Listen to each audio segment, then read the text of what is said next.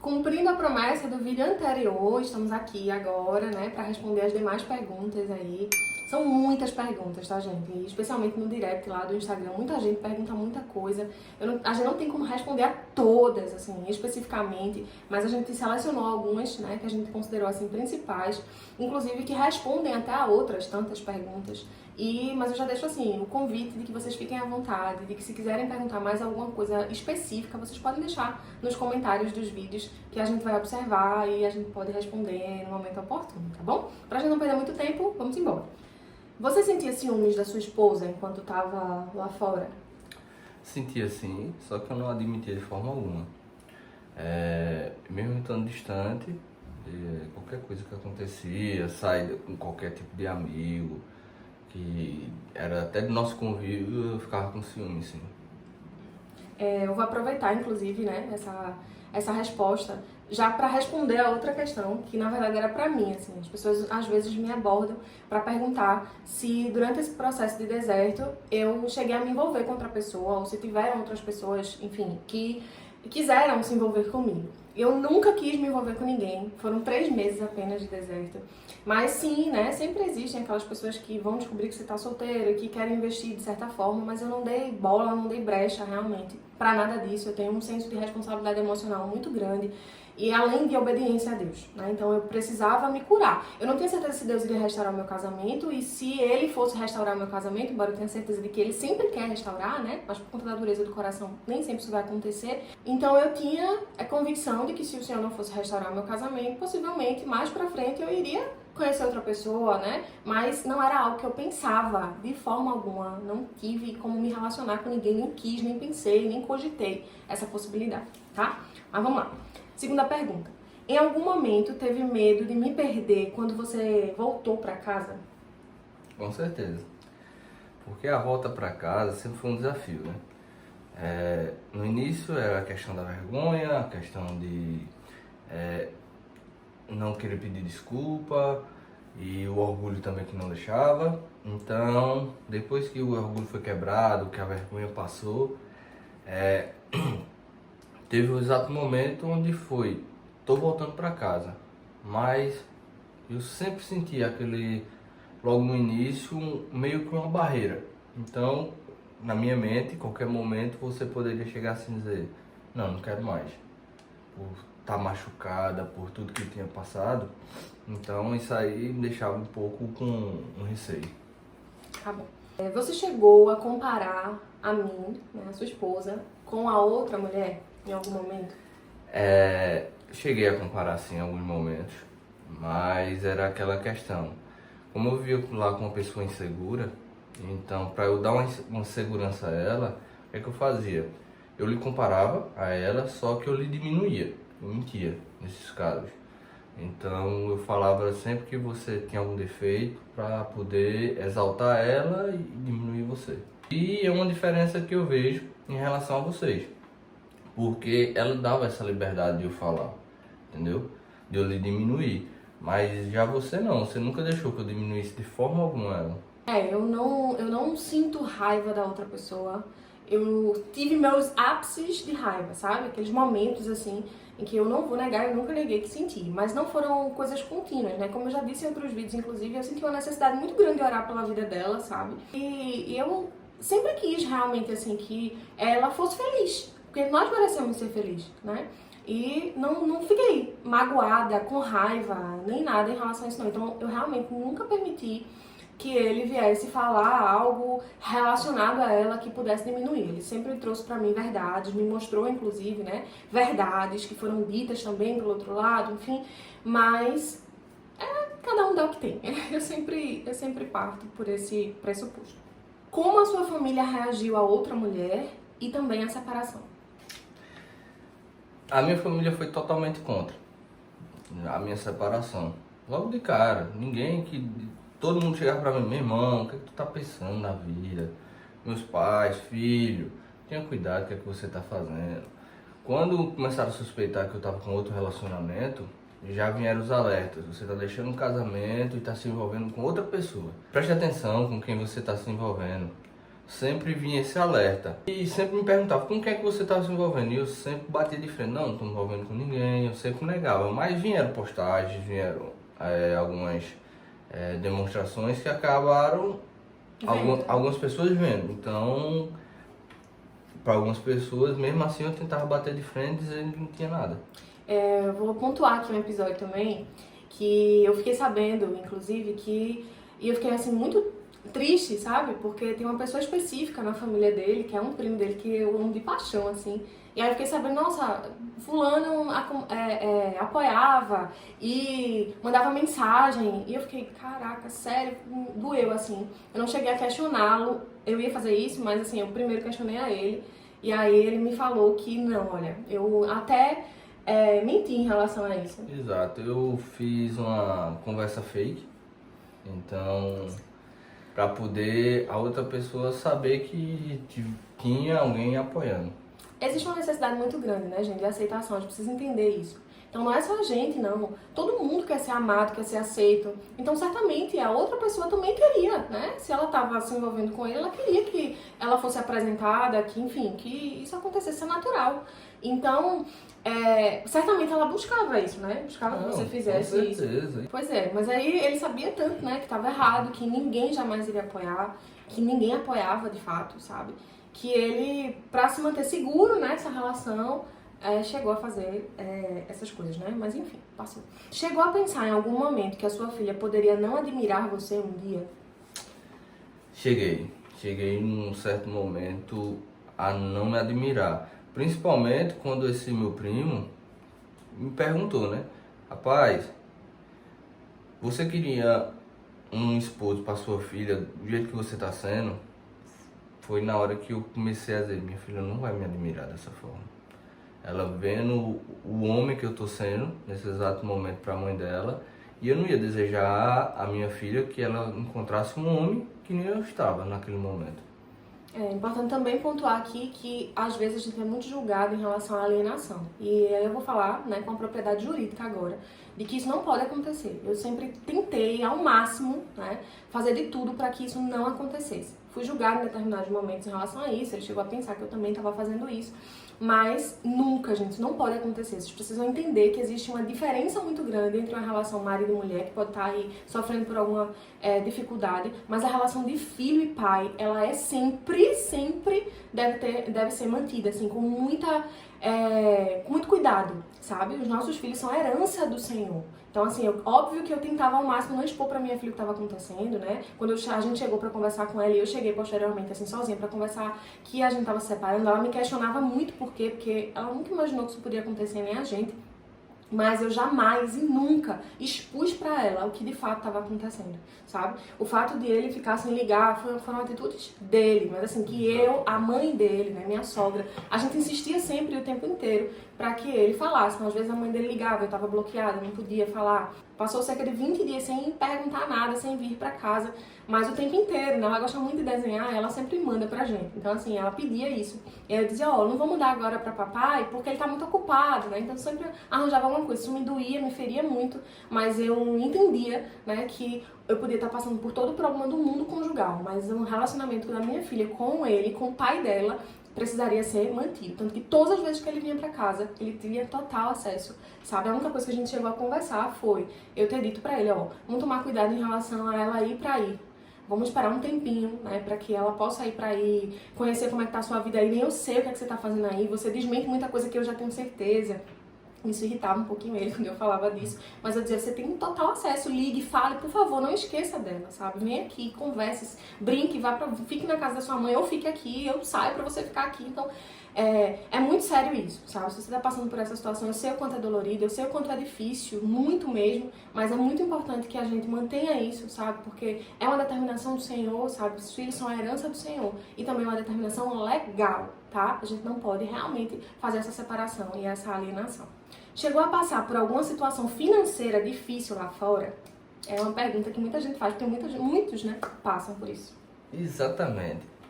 Pense num negócio, era um perrengue em cima do outro. Porque o meu dinheiro não dava pra nada. Não dava pra mim lá, não dava pra eu mandar nada. Ficava eu sempre no aperto, no acocho, e parecia que o dinheiro não tinha destino. Era sempre uma coisa para pagar, uma coisa, alimentação tinha que comprar, tinha que pagar aluguel de casa, então isso aí consumia praticamente todo o meu salário. Interessante que ele saiu de casa para buscar uma oportunidade de emprego, né? E aí, diante de toda essa situação, tiveram muitos momentos que não mandou nada, né, pra cá, pra casa, não mandava nada realmente. E também não conseguia se manter muito bem lá. Em algum momento, você chegou a ter vontade de ter uma vida realmente assim com a OM? Inicialmente, não. Inicialmente eu queria só alguma curtição momentânea, mas quando veio o caso da separação, como eu já estava lá, eu acabei meio que iniciando um relacionamento. E por último, aconteceram coisas que fizeram eu entender que não valia a pena manter esse relacionamento. Jamais eu vou expor a outra pessoa aqui. Eu reconheço que fui eu que procurei, então eu não vou culpar ninguém. Exatamente, né? O intuito desse canal é a gente falar sobre a gente. Não é a gente expor ninguém, não é a gente falar sobre a vida de outra pessoa que não tem nada a ver com isso aqui agora, né? Com essa fase agora. Então, realmente é aquilo que eu disse no início, sabe? O que a gente pede a Deus é que Deus continue abençoando. Quando eu ainda estava no processo de deserto, eu dizia para Deus, Senhor, faz a obra completa, sabe? Então, assim, que o Senhor realmente toque os corações de todas as pessoas envolvidas nesse processo. Eu sei que é decisão de cada um, né? Nós somos pessoas extremamente diferentes em tudo que vocês podem pensar, certo? Eu e a outra pessoa. Em tudo, absolutamente.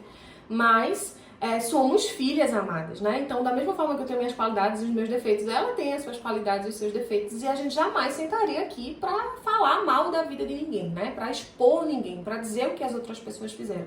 O assunto desse canal vai ser sempre sobre o que Deus fez através de nós. E todas as vezes que a gente tiver que citar, né, algo em relação a outra pessoa, vai ser sempre dizendo em relação a nós, assim. O que a gente sentiu, o que eu senti quando meu marido estava fora, o que ele sentiu lá fora, mas jamais trazendo a outra pessoa pra dentro, porque realmente não interessa. A gente fala disso, assim, porque tem pessoas que perguntam, né, o que é a OM, o que você acha da OM, Gente, eu não tenho nada pra achar, eu não conheço ela, né, pessoalmente, eu não sei quem é essa pessoa, também não quero saber, mas eu entendo que é um ser humano, sabe, que tem a sua vida, que tem a sua história, que tem, enfim, e é amada, né, criatura amada do Senhor. Então eu só quero que o Senhor toque a vida dela, que abençoe ela, a família dela, que seja bem distante, claro, não vou ser hipócrita, mas eu nunca quis nenhuma amizade, mas que quero que o Senhor abençoe, de verdade, sabe? Eu acho que não tem como a gente ser cristão se não for diferente.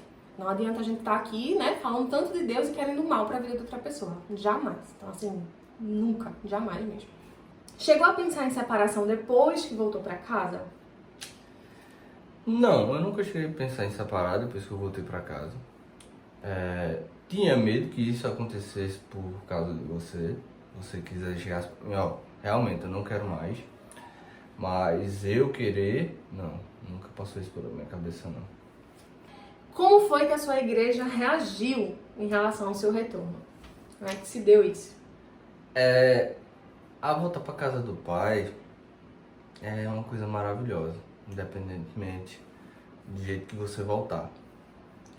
Lógico, eu tive muitos momentos com o pastor, conversei com ele, porque eu precisava de um aconselhamento. Hoje, o meu pastor, ele é um psicanalista, então ele entende de muitas coisas. Então eu fui, sentei com ele, reconheci meus erros e ele perguntou a mim se realmente a mudança ia ser verdadeira, se eu queria mudar.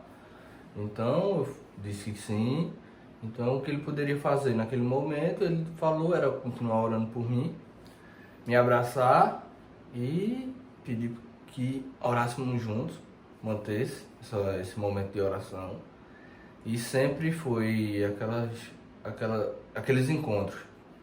Ou na igreja, algumas vezes fui até a casa dele pra gente conversar, eu com o Viviane também. A gente foi lá, conversamos, tivemos momentos muito prazerosos de orientação que ajudou muito no nosso caminhar. Igreja é isso, né, gente? Então não tem sentido se não for comunhão. E a gente pode encontrar isso, graças a Deus, né, na nossa igreja. O meu pastor, ele sempre foi aquela pessoa que nunca disse para eu separar. Pelo contrário, ele sempre disse, olha, o Senhor vai restaurar sua família, vamos orar, inclusive ele dizia muito isso, vamos orar por todos os envolvidos, todos são amados. e que o Senhor toque o coração de todas as pessoas, que todos possam sair transformados dessa situação, sabe?